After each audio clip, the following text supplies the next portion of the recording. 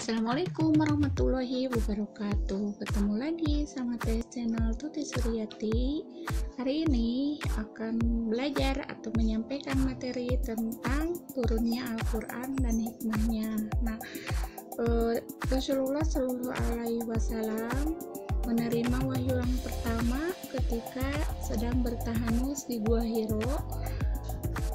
Dia menerima wahyu pertama yaitu Quran Surat Al-Alaq ayat 1-5 yang diturunkan melalui malaikat Jibril. Ketika itu Rasulullah Shallallahu Alaihi Wasallam sedang bersemedi atau bertahanus di Gua Hiro. Dia karena kebingungan melihat banyak kaum kafir Quraisy, sehingga dia melaksanakan atau untuk bertahanus atau bersemedi di Gua Hiro. Akhirnya turunlah ayat atau wahyu yang pertama. Jangan lupa subscribe ya bagi yang belum channel ini, dan insya Allah akan banyak materi yang akan disampaikan. Yuk kita tonton videonya, dan ini adalah pelajaran Quran Hadis kelas 10. Selamat menonton.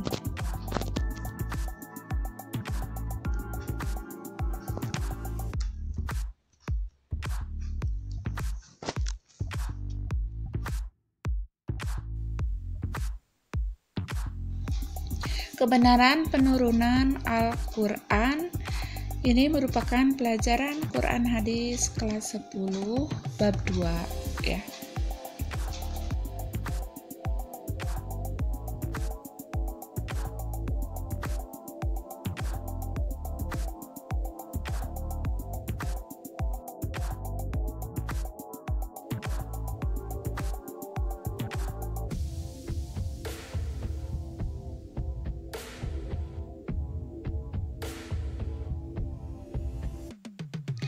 Tujuan pembelajaran ini yaitu siswa dapat menghayati kebenaran penurunan Al-Quran. 2. Siswa dapat memahami penurunan dan penulisan Al-Quran secara bertahap. Dan ketiga, siswa dapat menganalisis sejarah turunnya Al-Quran.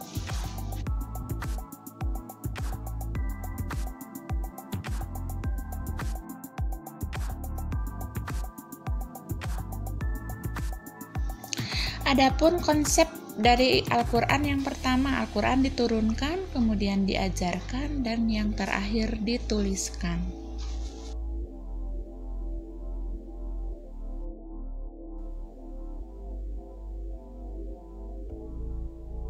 Pengertian turunnya Al-Quran. Secara majazi, turunnya Al-Quran diartikan sebagai pemberitahuan dengan cara dan sarana yang dikehendaki Allah Subhanahu wa Ta'ala, sehingga dapat diketahui oleh para malaikat bilauhil mahfuz dan oleh Nabi Muhammad Shallallahu Alaihi Wasallam di dalam hatinya yang suci.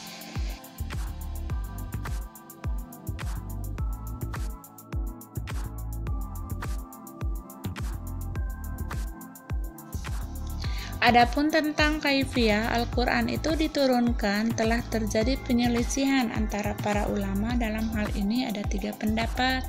A. Al-Quran itu diturunkan ke langit dunia pada malam Al-Qadar sekaligus lengkap dari awal sampai akhir. Kemudian diturunkan berangsur-angsur sesudah itu dalam tempo 20 tahun atau 23 tahun atau 25 tahun.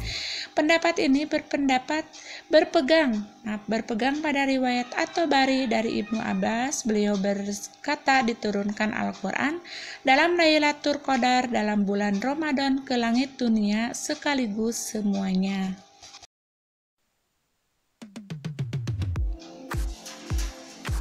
B. Al-Quran itu diturunkan ke langit dunia dalam 20 kali Lailatul Qadar, dalam 20 tahun atau 23 kali Lailatul Qadar, dalam 23 tahun atau 25 kali Lailatul Qadar, dalam 25 tahun.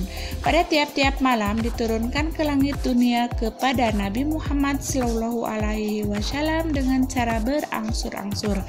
C. Al-Quran itu permulaan turunnya ialah di malam Al-Qadar, kemudian diturunkan setelah itu dengan berangsur-angsur dalam berbagai waktu dan sesuai peristiwa.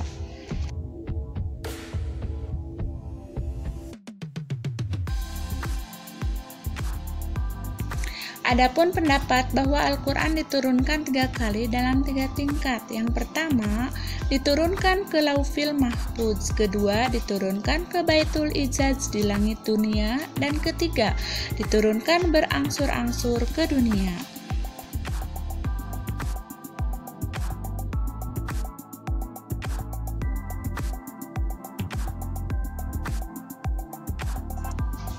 Menurut pendapat ulama jumhur bahwa lafaz Al-Quran tertulis di Lauhil Mahfuz lalu dipindah dan diturunkan ke bumi. Dengan demikian tidak ada lagi lafaz-lafaz Al-Quran di Lauhil Mahfuz. Menurut pendapat Hasbi As-Siddiq yang dinukil bukan lafaz yang termaktub, hanya disalin lalu diturunkan.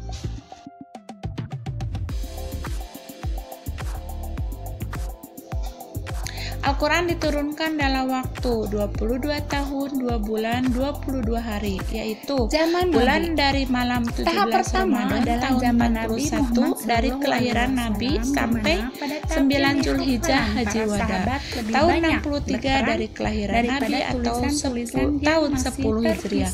Permulaan turunnya Al-Quran ketika Nabi Shallallahu Alaihi Wasallam bertahanus atau beribadah di Gua Hiro. Pada saat itu turunlah wahyu dengan perantaraan Jibril Al-Amin dengan membawa beberapa ayat Al-Quran Hakim. Surat yang pertama kali turun dalam surat adalah surat Al-Alaq ayat 1-5.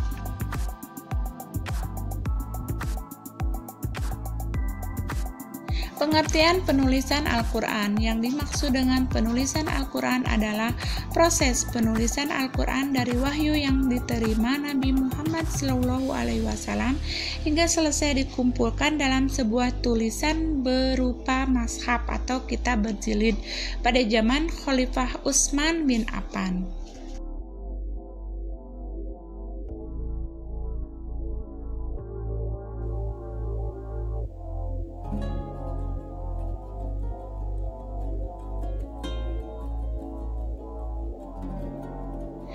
Penulisan dan pengumpulan Al-Quran ini melewati 3 jenjang, zaman Nabi, zaman sahabat Abu Bakar, dan zaman Utsman bin Affan. Zaman Nabi, tahap pertama adalah zaman Nabi Muhammad SAW, di mana pada tahap ini hafalan para sahabat lebih banyak berperan daripada tulisan-tulisan yang masih terpisah-pisah.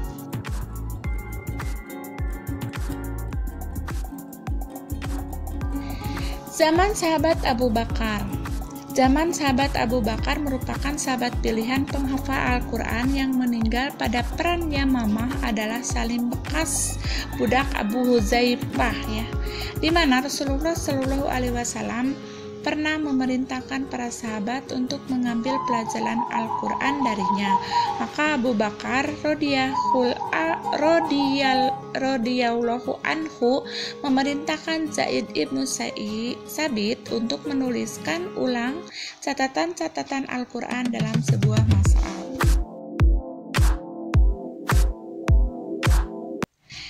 Kemudian C. Zaman Utsman. Utsman memerintahkan Zaid ibnu Sabit, Abdullah ibnu Az-Zubair, Sa'id ibnu Al-As, dan Abdurrahman ibnu Haris ibnu Hisam radhiyallahu anhum untuk menuliskannya kembali dan memperbanyaknya. Zaid ibnu Sabit berasal dari kaum Ansor, sementara 3 orang yang lain berasal dari kaum Quraisy.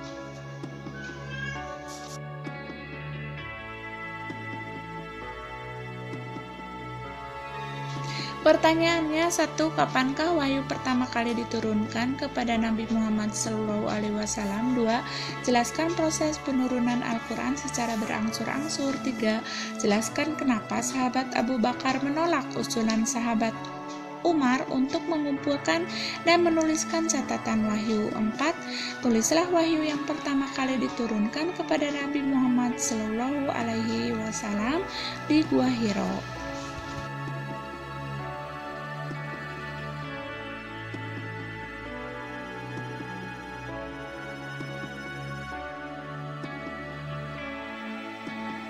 Sekian dan terima kasih. Jangan lupa subscribe ya. Assalamualaikum warahmatullahi wabarakatuh.